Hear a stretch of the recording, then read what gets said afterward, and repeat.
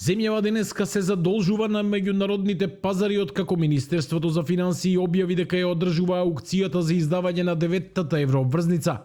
За сега нема информации колку пари ќе позајмиме и со која камата ќе ги враќаме.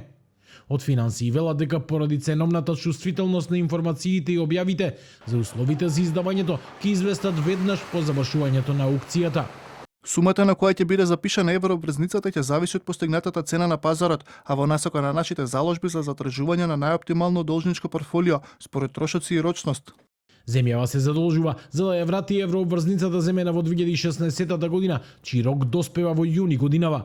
Експертите велат дека ова е нормално за економии како македонската. Професорот Ванчо Узунов смета дека ваквото задолжување ќе трае се додека земјава не почне да генерира сопствени приходи за да ги враќа овие долгови. Проблемот што ние го имаме е што кога во светот има позитивна конјунктура, не напредуваме доволно. Тоа сакам да кажам. Кога имаме проблемот си го плаќаме ние. Ама кога нема проблем, ние не растеме многу. Да. Затоа што немаме конкурентна способност поголема. Тоа е прашање на нашите реформи и на квалитетна работна сила, и на квалитетни институции, и на еден куп други работи. Поранешниот советник во Министерството за финансии Бранемир Јовановиќ не очекува големо зголемување на каматата за новата обврзница, која пред еден месец на аукцијата која пропадна беше околу 6,5%. Сепак тој смета дека земјава прави големи грешки во системот за јавни финансии.